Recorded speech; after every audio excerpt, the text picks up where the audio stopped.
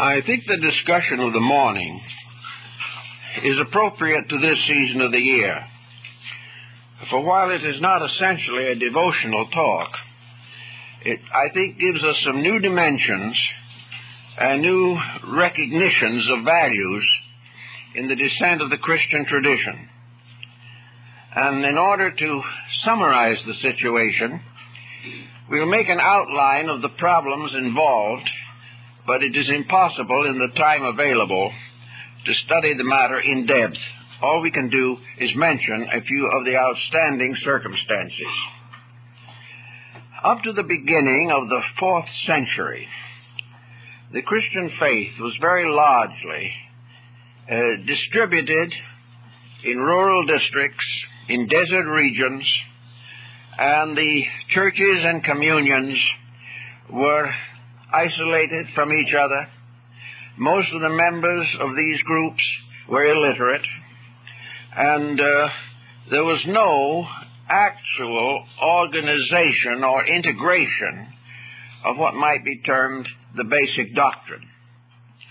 As 300 years nearly had passed, the isolated regions had developed not only their own peculiar viewpoints, but had already passed through several generations of conformity. The opinions of certain leading minds in these areas became orthodox and were perpetuated generation after generation.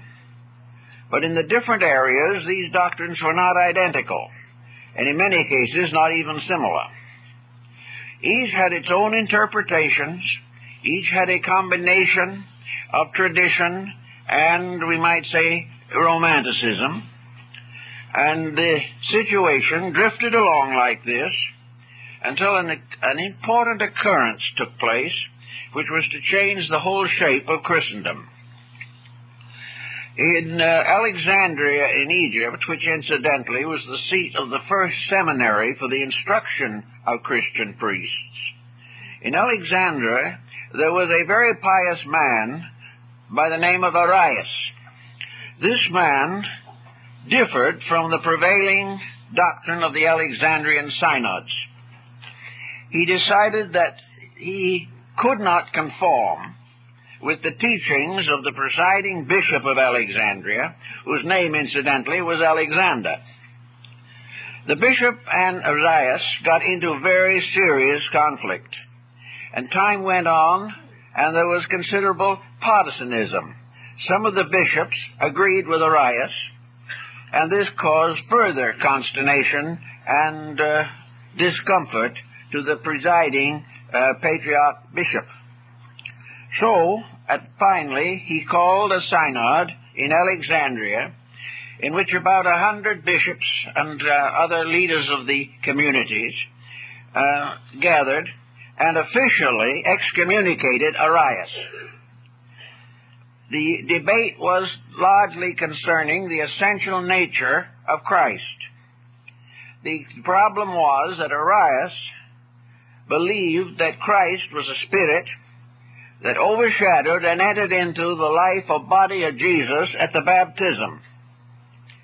Alexander took an entirely different point of view and declared that in Jesus Christ, God himself as a person, personally incarnated.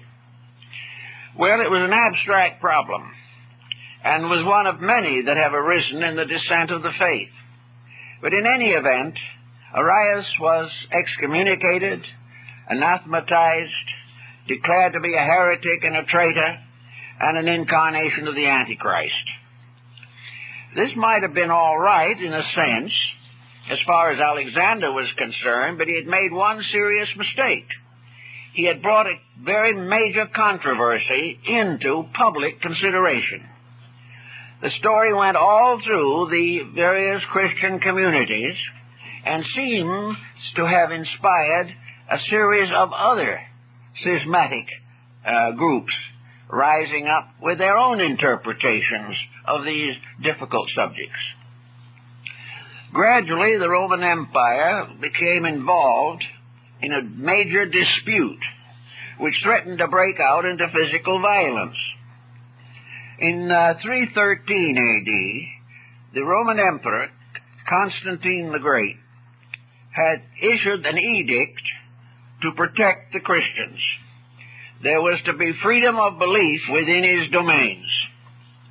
This was all right until this particular problem arose, and it looked as though the Christian community was going to be involved in a civil war, persecution, and other difficulties. Constantine, therefore, sent messages to both Arius and Alexander, asking them to reconcile their differences. They refused. He tried in every way possible to use his royal authority, but this was totally rejected.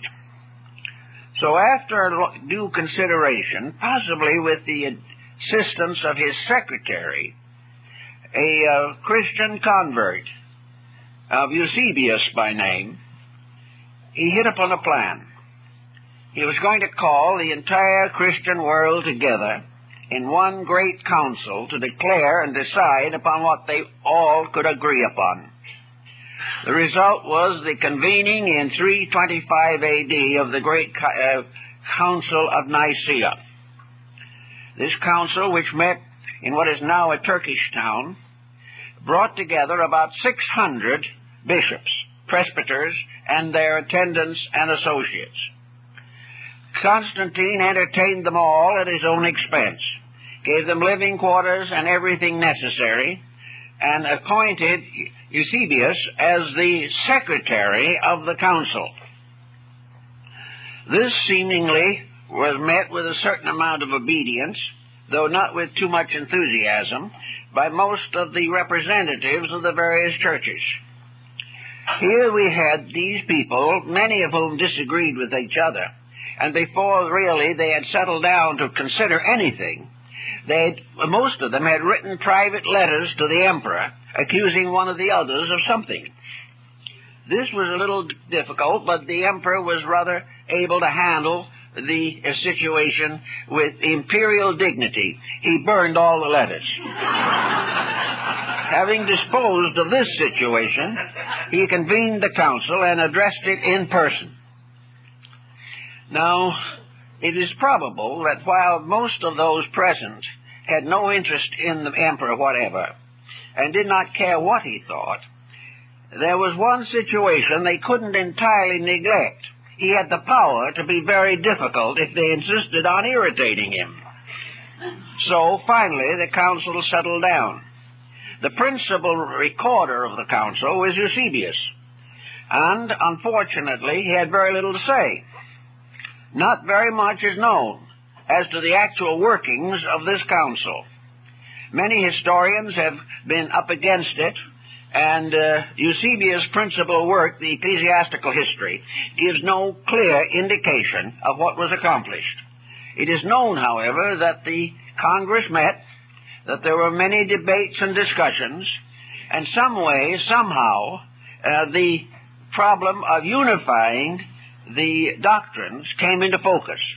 Now we have to go back a little bit to another part of the situation. These old bishops and others who came to the council, some, by the way, passed on en route and never got there. They were the oldest people in their communities and the most venerated, and in most cases, each one had a doctrine very largely his own.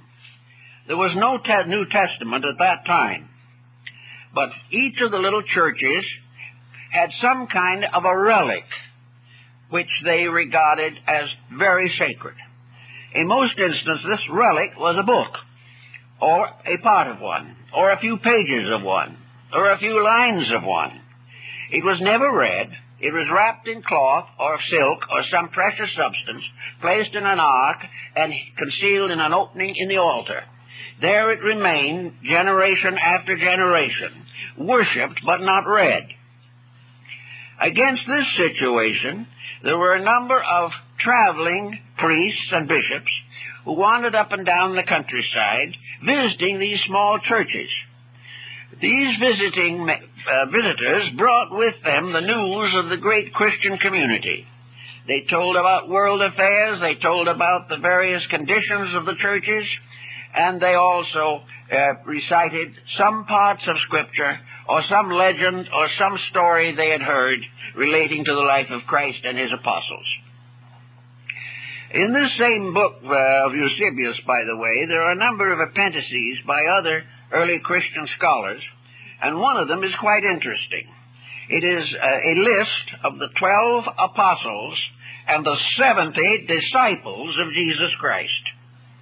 This list is all named, numbered, and where they came from. And we know that the 70 has always been very important.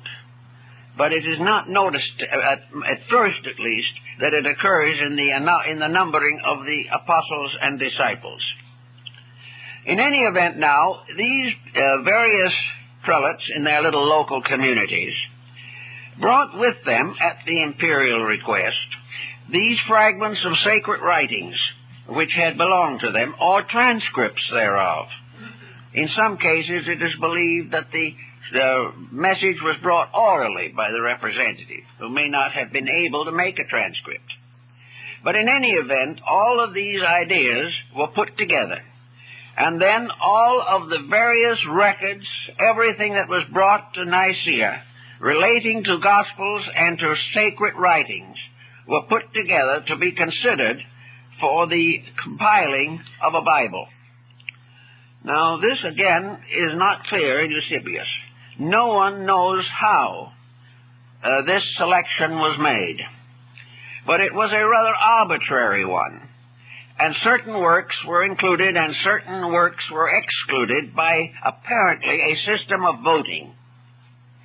In any event, at the end of it, these sacred writings were divided into two stacks. Those that were most generally accepted and voted as affirmatively divinely inspired. Those of doubtful origin or rejected works, which were put to the other side. After the decisions had been made, and what we know now as the New Testament had been decided upon, the question is, what happened to the other books? This is a very moot question. Some feel that in all probability they were destroyed. Eusebius, however, does not say they were destroyed.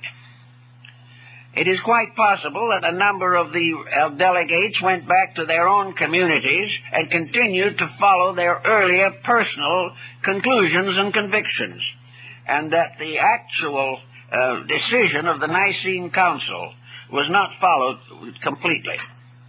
Out of the Nicene Council, however, there came the first manuscript forms of the Bible. Probably the most famous of these is the Sinaiticus, which was found in the monastery on Mount Sinai. It was for some time the possession of the Russian government and was later purchased by the British Museum. This is not a complete version. Parts are missing because the monks had already begun to throw away the old vellum as waste paper. But most of it was saved, and it is probably one of the most valuable manuscripts in the world. In this we have the gradually integrating outline of the present form of the New Testament. It was in Greek, and the chances seem to be very good that the writing was actually done in Alexandria.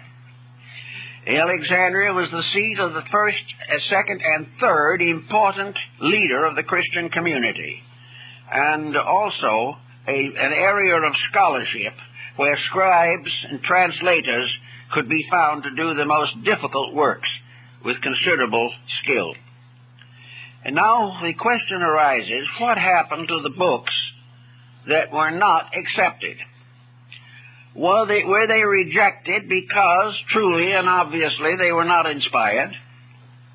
Were they rejected by uncertain votes? There is a report that some were partly accepted and partly rejected, and that in some instances those accepted only got in by one vote. But the fact remains, what happened to the ones that didn't get in at all? It has been believed that these have to be classified under two general headings. The first is the heading in which surviving works are known. About 30 of the Christian apocryphal and apocalyptical writings are extant. There are a number of fragments also that have been recently discovered. To add to these, perhaps the most important of all sources are the ones referred to by the early fathers prior to the Nicene Council, but never found. They are a number of quotations attributed to Christ and his apostles from Gospels that have never been rediscovered. It is not likely that the early church fathers fabricated these lines or these sections or these statements, but whatever happened, perhaps their sources were destroyed after the Council of Nicaea. In any event, there is probably a considerable group of sacred Christian writings that exist only as names and short quotations in the writings of other church fathers. Some were particularly well informed in this particular area and quoted many writers whom we do not know today. The next problem would be to try to determine the fate of those which did survive in some way. And here we have what we call the Christian Apocrypha. At the present time, approximately 30 books are known, in addition to the more complete scriptures, which in the early printed editions did include some of the books now regarded as dubious.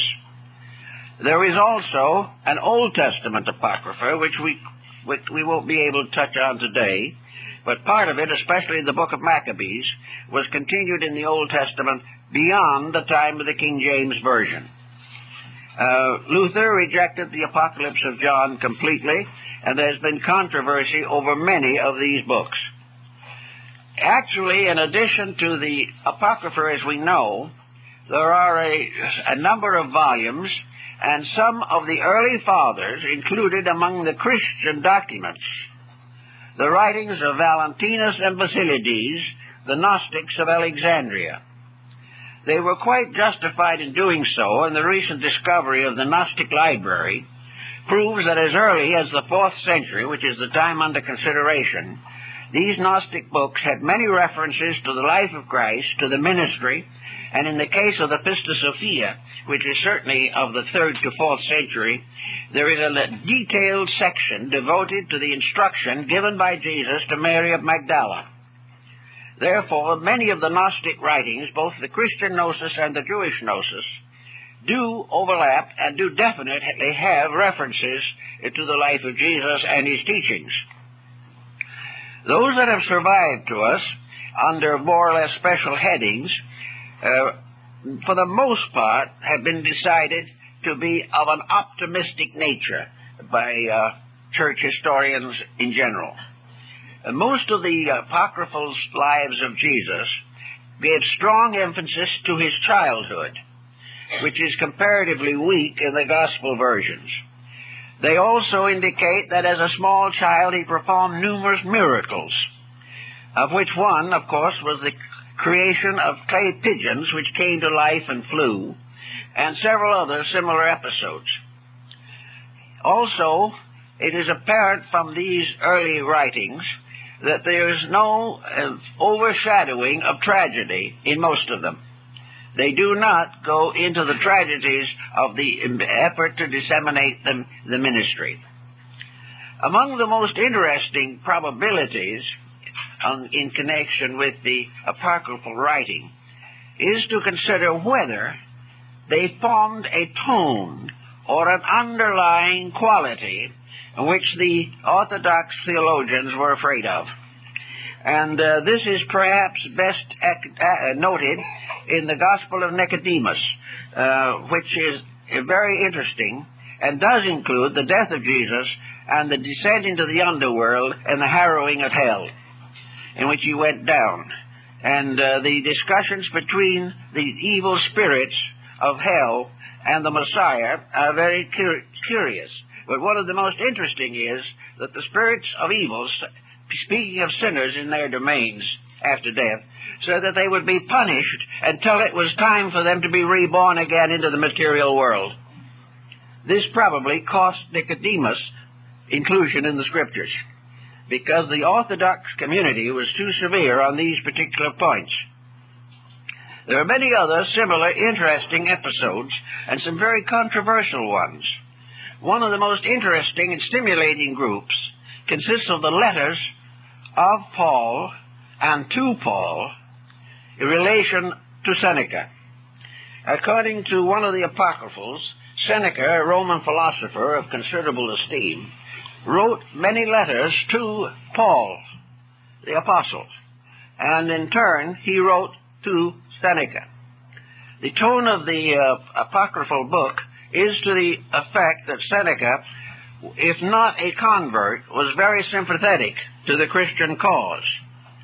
And there was considerable discussion of fine points of theology. But for the most part, the letters were of a kind of general, kindly, and constructive attitude throughout the story. Another interesting group of material deals with the life of Pilate after the crucifixion of Christ. According to this particular little apocryphal section, he was returned to Rome, where he was made accountable to the emperor for his conduct. He took with him the seamless coat of Jesus, and whenever he was called into the presence of the emperor, he wore this coat. And while he wore this coat, the emperor could not convict him. So the emperor made arrangements for the coat to be taken away at a certain time. Then Pilate was convicted and executed for his bad judgment in connection with the death of Jesus. This becomes the basis of quite an elaborate structure in one of the apocryphal sections. We also have, of course, a number of the apocryphal books traced directly to the other disciples besides the evangelists. In other words, that St. Andrew contributed. Barnabas, who was with Paul for a long time, did the book that by his name among the Apocrypha. And the books of Hermas are very interesting and important. The Proevangelium of the Pseudo-Matthew. Many of these works are probably worthy of inclusion in the present scriptural collection. However, if we study them very carefully, we are forced to admit that they do not add a great deal of specialized information. There is a legendary quality about many of them. They, however, nearly always are in conformity with the four Gospels and the Pauline epistles. They represent various extensions or amplifications of some of the ideas in the accepted canon. So we don't find anything that is going to finally solve any major controversy concerning the life of Christ. But we do find abundant evidence to support the major historical events related in the Gospels. We also find that there seems to be an effort, or was an effort, to depreciate mysticism, and a major, at least oblique, attack on the Egyptian Neoplatonism. The philosophy side of the Christian doctrine, as it gradually developed through Aquinas and St. Augustine, does not have much bearing in the apocryphal works. They are purely devotional and would appear to be based upon each other into a large degree. They are, however, very interesting and quite important in their contributions to our general knowledge. I think one point that was made by Constantine, it should be of great interest today. Constantine was by no means an extraordinarily noble character. Constantine was probably interested in Christianity primarily as a means of supporting his control of the empire. He was not a particularly virtuous man. In fact, he was either convicted or accused of a great many rather despicable acts.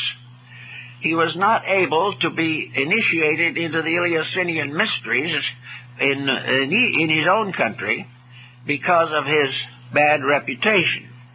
But Constantine did have one very interesting remark to make, and it was in about 320 that he made it. And it was a remark that I think is of still a great importance. He said, "Why does this new religion place so much emphasis upon theology and breaks itself into splinters due to its theological differences, when it was evidently intended by the founder, as found in the four Gospels, to improve the moral life of man, to increase his spiritual insight, and to advance the cause of universal brotherhood without consideration for various sectarian differences?" Now, coming from a man who was not baptized practically until his deathbed, this is a very interesting thought.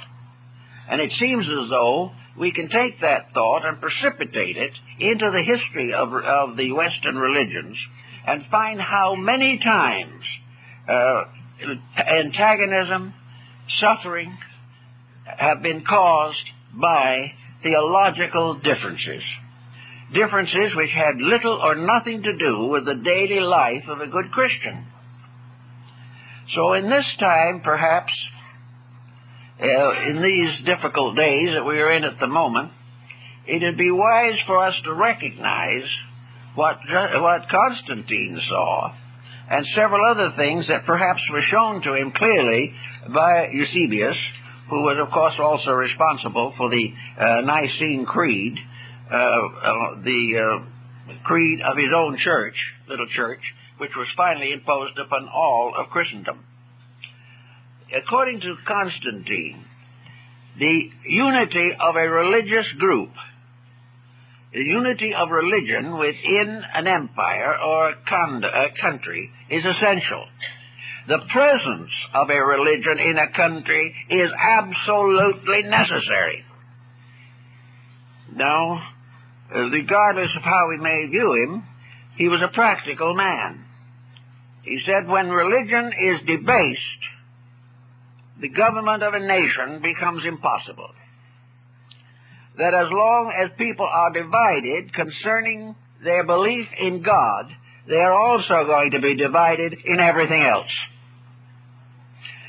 Now, these thoughts probably come essentially from Eusebius, who was the mouth for Constantine on his religious matters. But Constantine agreed with them, justified them, and promulgated them, and insisted upon them.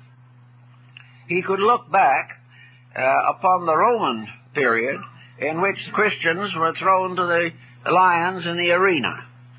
He had already, long before this, declared religious tolerance throughout the empire. Now he saw that this religious tolerance was permitting individuals to variously distort religion to the advancement of their own conclusions.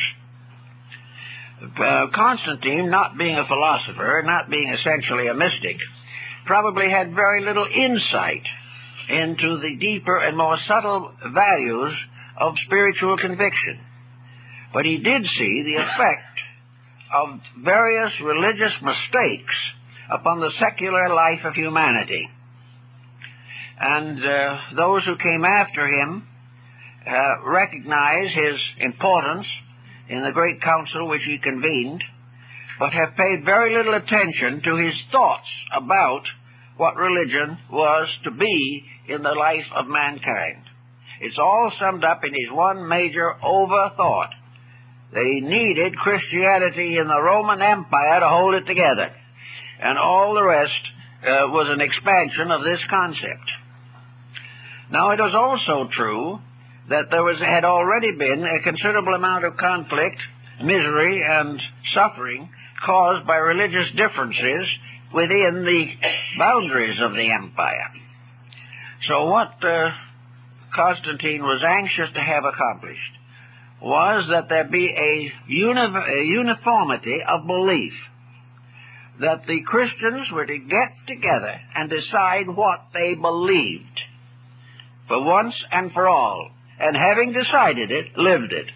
This was the important consideration.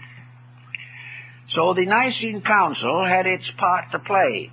But at the best as we know it, from the records of this, which are, as I say, very meager, there is very little indication that the various delegates went back and fulfilled the expectations or hopes of Constantine.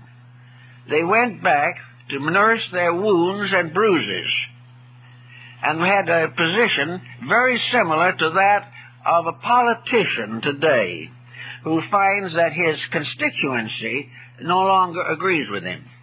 They were in this kind of a situation. For 250 years, some of these little churches had followed their own beliefs. 4 or 5 generations of leaders had believed those very same things. The present incumbent believed these very things, but he was supposed to go back to his congregation and say he was wrong. Well, this is hard to do. Politically, it's almost impossible. If you have made a mistake, you defend it at all costs in order to save your own reputation. And this happened in a good many cases. But all in all, there was an improvement. There was a general recognition of the 4 Gospels, and although by the end of the 4th century A.D. there probably were not a dozen copies of them in existence, the influence and implications of them through the more advanced clergy was being felt completely throughout the empire. It was a time in which what we know as the beginnings of formal Christianity, and we then move from the ante-Nicene period to the post-Nicene fathers, who began to expand. The ante-Nicene, those before the Council of Nicaea, were, might we say, apologists. They were trying to get along with a non-Christian environment.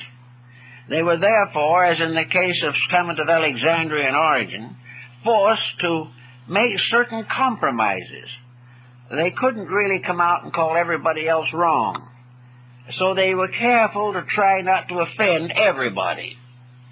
But after the Nicene Council, the apologists faded away, and the propagandists moved in with everything they had, and insisted upon this uniformity and conformity of belief.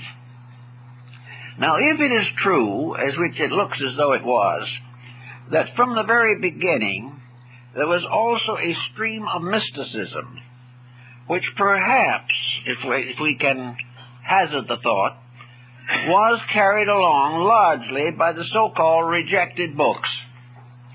With most of the books no longer in existence, we do not know the full details, but the limited quotations, the small fragments that have come down to us in the writings of the Church Fathers, who were able probably to trace the originals, would indicate that there was a definite mystical content coming into the Christian faith at a comparatively early date.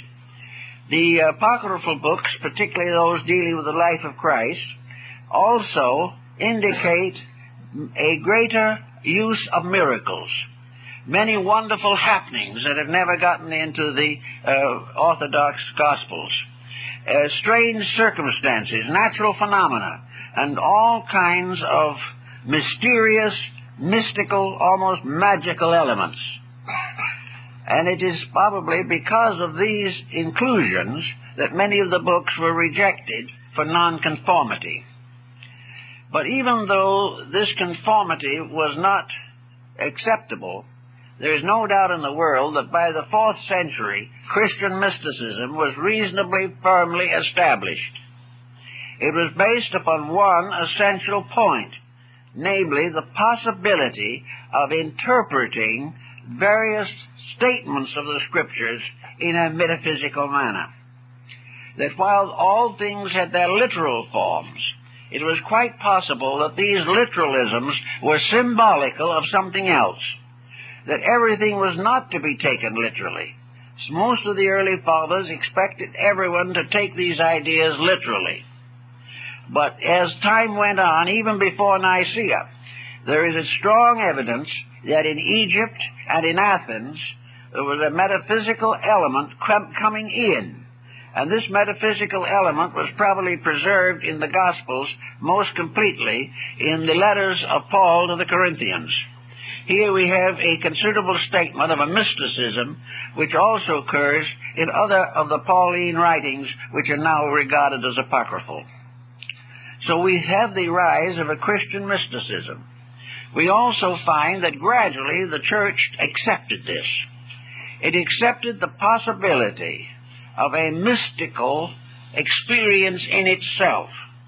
And gradually the canonization of prominent church fathers depended on one of two factors, either martyrdom, which was the larger one, or a mysterious mystical experience of communion with deity.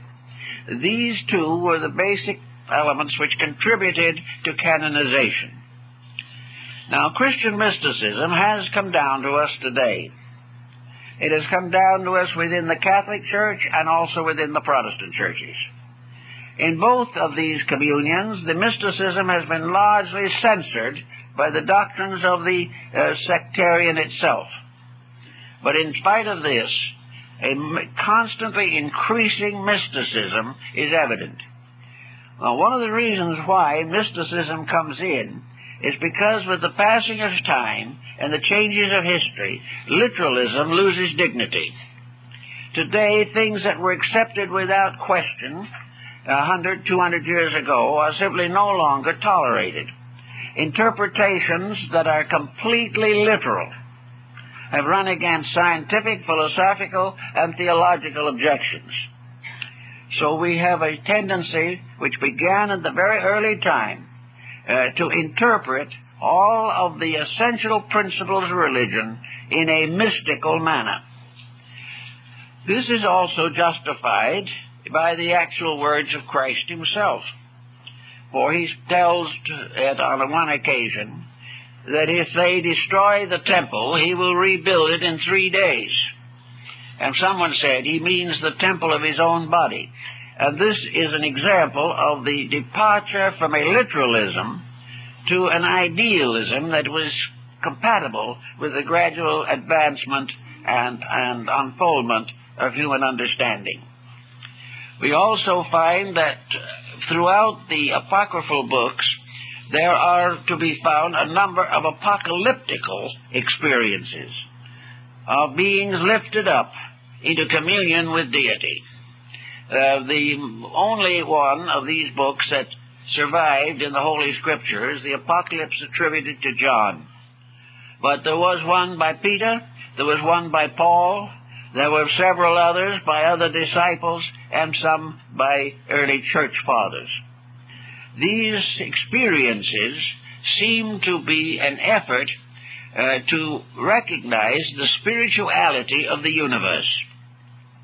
In the days of the Egyptians and the Greeks, the idea of a physical universe with nothing but a physical foundation was unthinkable. And even the fathers of astronomy, Ptolemy of Alexandria, for example, recognized the idea that the physical universe was the shadow of a spiritual world. It was something cast upon the face of nature, which had its origin in a divine purpose or a divine plan. So the most of the apocalyptical visions found in the apostles and in the commentaries and the apocryphal works were based upon a system or concept of astronomy which had developed in Greece and Egypt and in Chaldea. We also realize that the apocalypse is very similar in its structure to the Muslim vision of the ascent of Muhammad into heaven. The idea is found also in the Kabbalah and in the early mysticism of the Jewish Kabbalists. In any event, the whole concept was, in all of these works, that the universe was a spiritual reality, that the physical forms that existed were symbols, evidences of something greater than themselves. The point of view that the universe was created out of nothing was held for a time by the early church, but gradually relaxed away, because it was simply not possible to assume that something comes from nothing.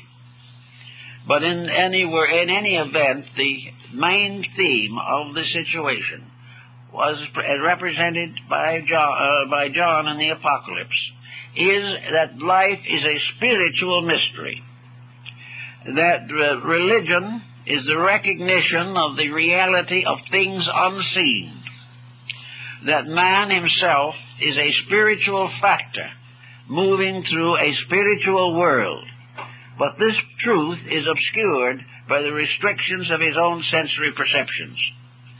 Therefore, the early communion had to believe and affirm, as is represented on the ceiling of the Sistine Chapel in Rome, that the divine power fashioning things, creating things, was in truth a deity, not merely a law, not merely a mechanics going on forever through time and space, that there was a divine mind and a divine consciousness and a divine soul behind the mystery of existence, and that the manifestation of this divinity was particularly summarized in the ministry of Jesus Christ.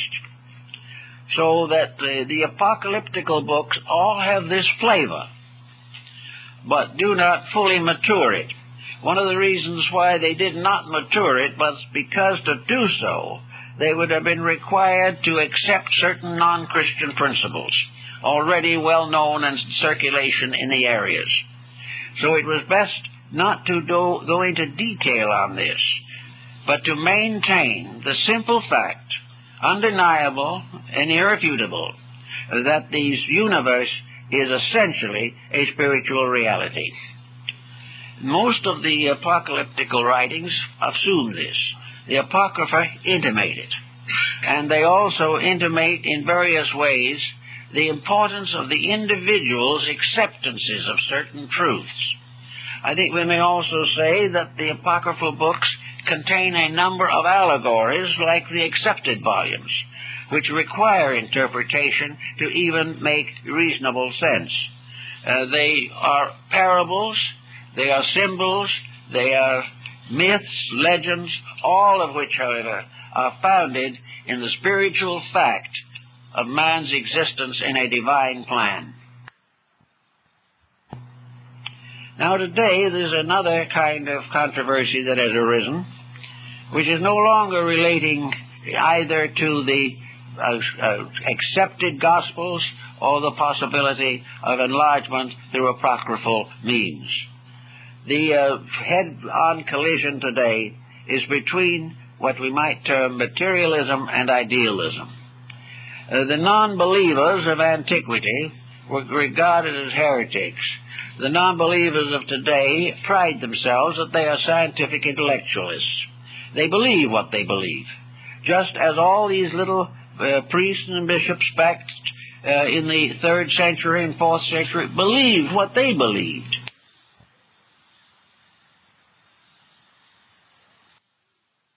Non-believers of antiquity were regarded as heretics. The non-believers of today pride themselves that they are scientific intellectualists. They believe what they believe, just as all these little priests and bishops back in the 3rd century and 4th century believed what they believed. It is a series of believings, and the Apocalypse of John and the apocryphal writings together both challenge these acceptances of things in common circulation, but without any foundation in essential realities. Even in the times of Origen and St. Athanasius, there was a certain misgiving about the acceptances of the past in its orthodox form, that because something had always been believed did not make it infallible. It was only infallible if it was true, and it was very difficult to prove or justify some of the prevailing beliefs which were holding control of public minds even in the 3rd and 4th century. Today we have another head-on problem but we have not yet developed a Constantine to handle it. And this problem is simply that a world divided between belief and unbelief is in a very serious condition, because it provides the grounds for all kinds of fanaticism, terrorism, and disillusionment in every area of life. Constantine liked to believe and more or less affirmed the fact that these differences are simply relatively unimportant, that the only things that are important are the unities, the things which are generally accepted. Constanza, the daughter of Constantine, finally convinced Arius to come into some kind of a compromise decision with Alexander. And perhaps it was her charm, or perhaps it was her piety, for she was a Christian, that finally an arrangement of arbitration was achieved. But in this arbitration, it was never consummated because Arius died in Constantinople while on his way to be restored to his official dignities. This was the end of the one heresy, but it was the parent of many heresies that go on all the way through, not only the Christian faith, but most of the religions of the world. Every religion has had a council at somewhere along the line to try to straighten out its problems. And these problems are all based upon the lack of evidence that is generally acceptable concerning divine matters. To find an agreement between persons of different convictions, different ages, different races, different nations, these differences, how to reconcile them? Well, there's only one way that we have found up to date now in connection with this type of problem, and that is tolerance. The individual must recognize the rights of other people to believe according to their own beliefs. It is also very much more important to challenge the individual on the level of conduct, because there he can prove or disprove the integrity of his convictions. He may believe what he pleases, but his religion is revealed by what he does in action. And there can be no doubt that on this ground a compatibility is possible. If we judge a person by his merits alone, we can then have some confidence in his creed. The American Indian took this attitude completely. He never questioned the religion of a stranger. All he did was watch. And if the conduct was good, the stranger was good. And if he was good, the thing he believed had to be good. So that in this way, a lot of controversy was eliminated. Again, today we have the same problem that the Nicene Fathers faced, and namely that there are a large number of schismatic fragments of all the religions that break away on some point of difference. Constantine thought most of these points of difference were rather unrealistic, and that others would not be solvable by the human mind, that some things had to be accepted by faith, and by faith alone, and that if faith was strong, the individual was strengthened. If his faith was weakened, his morality collapses. So it is faith which must take the place of knowledge in the study of the ultimates. The ultimate nature of deity, the ultimate purpose for the world, the ultimate end of man. These situations can be verbalized into more or less parables or simplifications, but the facts are beyond human conception. And these facts are not necessary. Man never needs to know more than he can reasonably learn in order to live as well as he can reasonably be expected to live. So from that time on to here, we find this long shadow of an old problem that is being more or less born again. This year, the world has many people with good ideals. with high hopes and severe and conscientious principles. And yet the great bodies of mankind, both religious and secular, have not been properly reconciled. Unless they are reconciled, they cannot lead the way to a world peace or a universal enlightenment. Education has certain advantages over theology because it deals mostly with things which can be demonstrated up to a certain point. And education generally quietly neglects or denies that which it cannot reach. But today, the struggle between materialism and idealism, it goes on because of the failure of human beings to sit down together and attempt the reconciliation of their differences. Perhaps the nearest thing we have today to the Council of Nicaea is the United Nations organization. And the delegates thereto are very much like the bishops of the 4th century. And most of them are writing letters criticizing each other. But the fact, man, is true that something must be done to reconcile the common differences of mankind.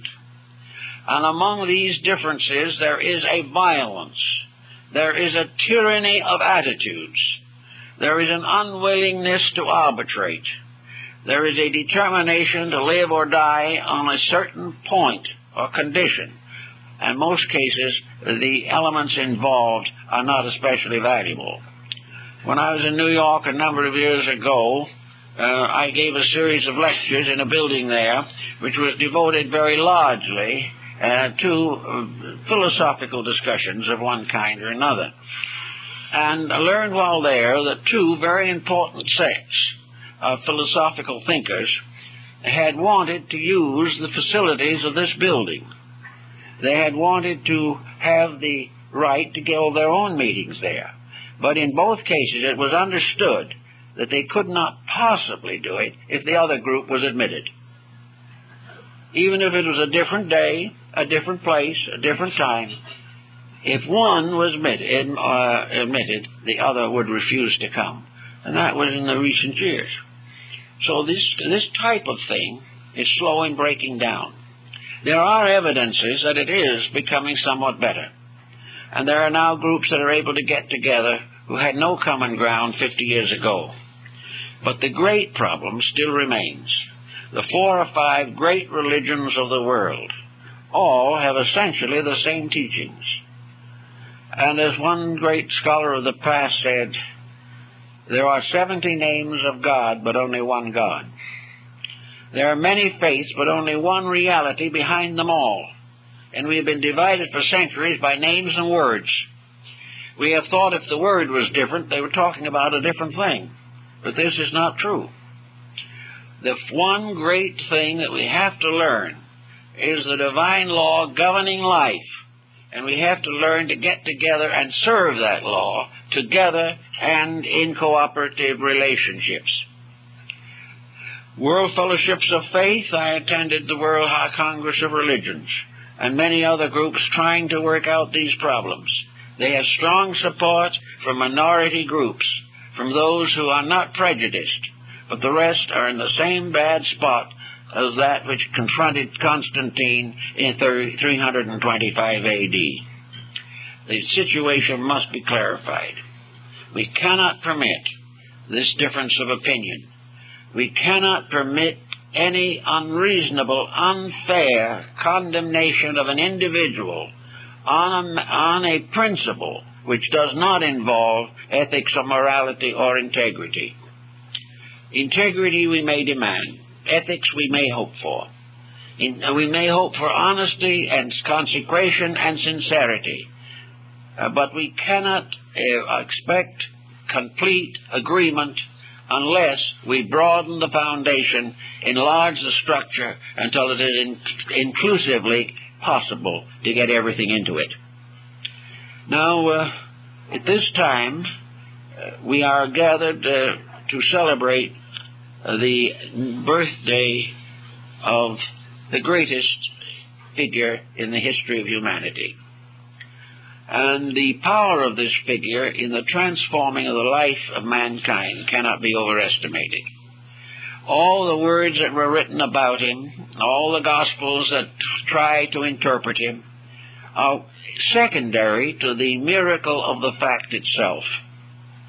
We found finally a voice that was the loudest voice that the world has ever heard, a voice which is still strong enough to control the religious life or influence the religious life of over half of the human race. Now, this power lies not in wealth, in militarism, despotism, or physical authority, but in the magnificent example which reaches into our lives and hearts and inspires us to do likewise. We are in the presence of a magnificent symbol of man's proper way of life, the constant recognition of loving one another, of serving truth, of sacrificing self for the common good, and for the recognition of the divine in all of its manifestations in all the areas of experience and phenomena. Recognizing this, we do have a tremendous wealth, a wealth of spiritual integrities, a wealth that cuts through all of the racial and economic and social states of humanity. We have many groups in the Christian communion from other nations, other races, from far places, and every phase of human culture has been influenced. So therefore, we need now perhaps to learn the lesson of the Council of Nicaea, to learn the lesson of finding a way to codify the entire concept of man's life. Several efforts have been made to write a religious book, a universal religious book. My old friend Dr. Riley tried to do it. He called it a Bible of the World, in which the best sections of all sacred books are brought together. This was a very noble experiment. Many profited by it, but it was not strong enough to move the situation in the direction that it has to go. The constant effort of these different beliefs to dominate each other is not consistent with the future well-being of humanity. No one wants to take these beliefs away from them, but it is necessary that they also hold strong enough beliefs in common to make possible a close fraternization and a complete cooperation with the cause of world peace and the improvement of the social condition. This goes back again to the mystical aspects of the early church, as found perhaps best in Neoplatonism and in the doctrines of the Gnosis of Valentinus and Basilides. These recognized a great chemistry, a kind of alchemy, and the alchemist had it. That was the transformation of human nature. The old beliefs of the mystics, both Christian and non-Christian, have descended into Europe through the great teachings of men like Bamy and Paracelsus and Lully and other great leaders of mystical thought. A deeper meaning that the real problem is the transmutation of human nature, and that the transformation or universal reformation of humanity is the only solution to our problem. This was the original problem of the Gnosis and was one of the earliest problems of Christianity. The early church fathers believed firmly that the heavenly world would come to earth, that in due time and in due course there would be but one world, one humanity, living together in peace under one God. This dream still has validity. It is still something that we have to fight for or work for or struggle to attain. And unfortunately, up to the present time, it's been a very difficult path. Actually, however, there is progress. And the consideration of further details concerning early Christian history will have quite a bearing upon the future. Because as we go back to the original revelation and get away from the interpretations, we find a more solid substance upon which to build a unity. Interpretations of all kinds can grow up around an idea, but these interpretations are very conflicting and often contradictory. So if they can be eliminated and we go back to the idea in its own nature, in its own substance, in its own essence, we may find the common ground we need. We have to strip off centuries of interpretation to rescue the dream that was in the heart of the Christian religion. We are doing it in slow degrees, but it is coming. And when the time comes for it to really play its vital role in the reorganization of human society, it is only reasonable to hope that it will unite with all other faiths in the common purpose for which they all stand, and will not hesitate simply because another faith has a different name. That we will no longer consider the heretics and the non-believers. We will rather recognize that these are terms in our own minds, but that everywhere, from the beginning of time, religion has had one purpose, and that purpose was the improvement of the inner life of man. This is the thing that is most important. This is the emphasis that Paul made, both in his accepted epistles and those which are in the Apocrypha, that the great problem of all time and all things is that we all come together in the realization of the brotherhood of man and the fatherhood of God. Until this experience comes, we are not religious. The Gnostic Christians and some of the others had a mystical baptism, which is implied in some of the apocryphal writings, but not clearly set forth.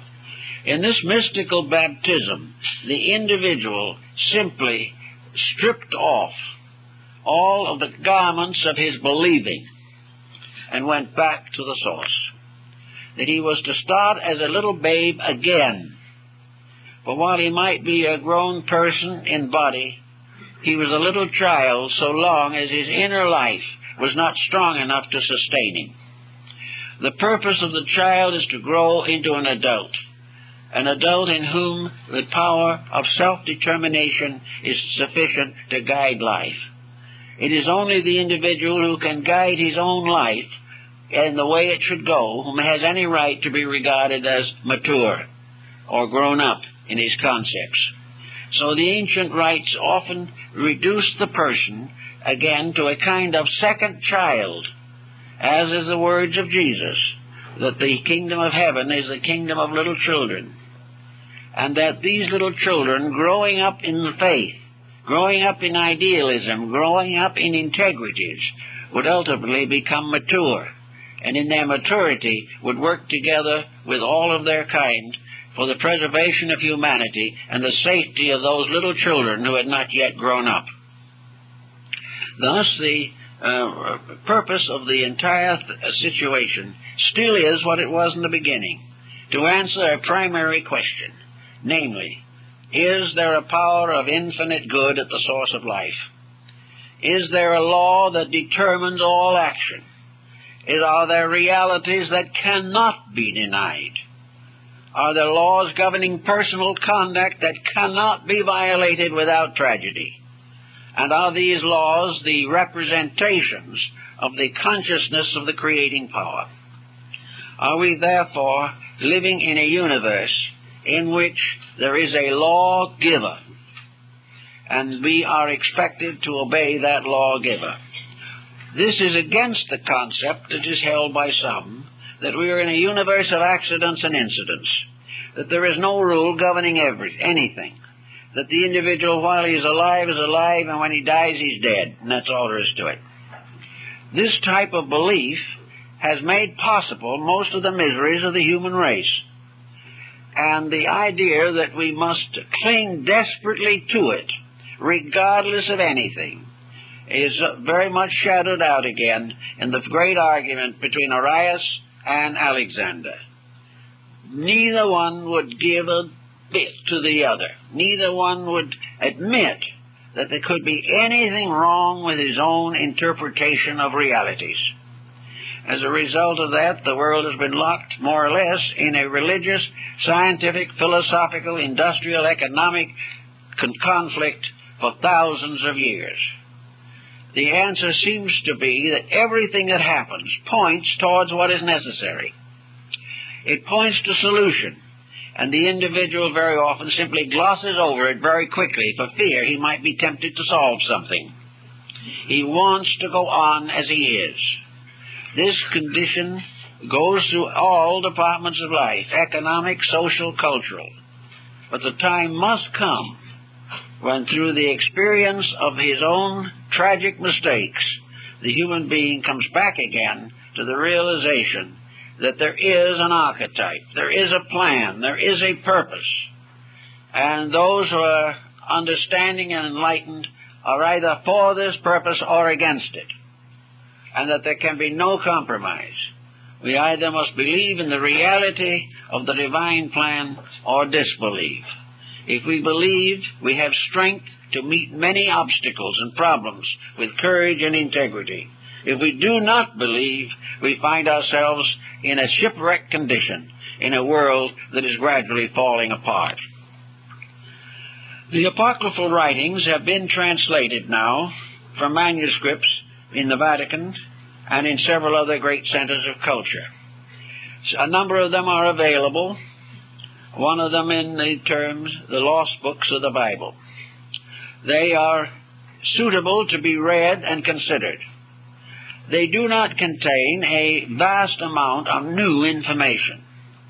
For the large part, they are examples of intensification or elucidation of material already in the Gospels. But they strive to fill in breaks and points which are not clearly defined. They seek to answer certain natural questions that arise from the accepted books themselves. There is not as great a sublimity in them as there is in some of the recorded Gospels, but they do represent a striving after righteousness. They try to tell, sometimes almost like little children's fairy tales, things about Jesus and things about the lives of the apostles that make these apostles and persons more available to us in their simple friendships and in their ordinary actions and conditions. There we have, of course, a considerable discussion of the life of the Virgin. The Gospel of the life of the Virgin carries through from the Old Testament and through practically everything that we find in the New Testament regarding the genealogy of Jesus. We also have all kinds of little additional things thrown in to vitalize and make more interesting these classical accounts. And there's no doubt that many of these books would be a considerable inspiration to the average person. That they do indicate also that early there was a greater literature. But this greater literature, particularly in its more profound parts, is not present in the Apocrypha. The Apocrypha is a kind of commentary on the Gospels in substance, and with certain emendations, but with a slightly mystical flavor, a more miraculous approach, a reality of things that would be generally regarded today as magic or something of this nature. But the various divine personalities or worshippers or bishops are given powers and circumstances, and these in turn contributed to the Golden Legend, the first great book of Christian, we might say, mythology. Vortigern, in his Golden Legend, gives the lives of saints, the lives of martyrs. He is also the one who, for instance, gives us a clue to the sacred books of the Ethiopians. For there is another group of Apocrypha that we haven't considered at all, and that is books that arose in distant communions where the faith has remained unchanged for nearly 20 centuries. The Coptic Christianity of North Africa has its own commentaries, its own messengers, its own teachers and heroes, but it is still dominated by the Christian Gospels. So there are all kinds of side writings, some of them quite old, others simply representing the piety and enthusiasm of leaders of the 12th to 15th centuries. But in every case, there is something that gives a little new angle to the old problem. But mostly now I think we are all concerned with what is found in the Apocrypha as well as in the revealed Gospels or the accepted Gospels, is this great crisis, not as a prophetic thing.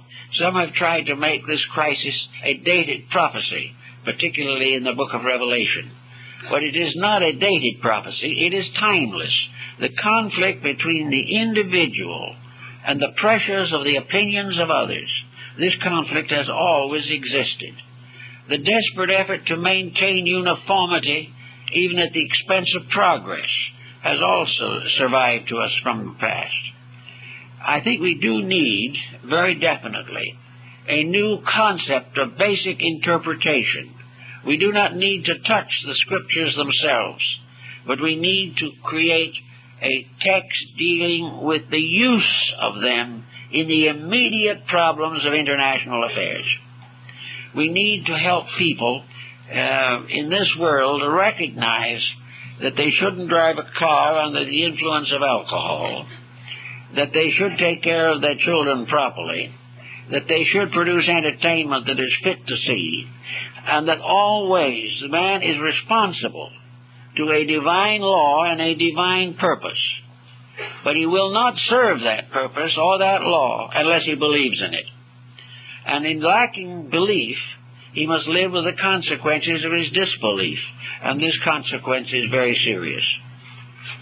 So as then, so now, for nearly 1,800 years, the Christian authority has been diminished by feudalism. It has been damaged by conflict within itself, conflicts that have never really been solved. Some of them partly arbitrated so that people can get along in the same community without actually warring over it. But still, in the lives of many people, their own peculiar creed is true, and all others are untrue. As long as this remains as it is, the munition makers will have a busy day. As long as we permit differences in our personal convictions to destroy friendships, break up homes, and damage characters, we cannot blame others for the difficulties that follow. We are now very much in need of what Constantine recognized so long ago. We need of getting together all of those of good spirit and letting their power be available to that more legitimate leadership, which might, in turn, finally solve the present problem. In other words, if the leaders believe in the people, and the people believe in their leaders, things will go better. But the only way this can be accomplished is if the people and the leaders both believe in principles, and believe in the integrities and values of life upon which civilization must stand. So now we have another Christmas season coming to us out of the past, an opportunity to restate in our own lives values which inwardly we know to be true, but we have never allowed them to really interfere with doing as we please. The time has come, I think, to think of Christmas more as a rededication, a recognition of an eternal value, a value which we can reject and perish or accept and live. That the teachings that are essential were not essentially given to the world by only one teacher. Honesty is a world conviction. Kindness is a world conviction.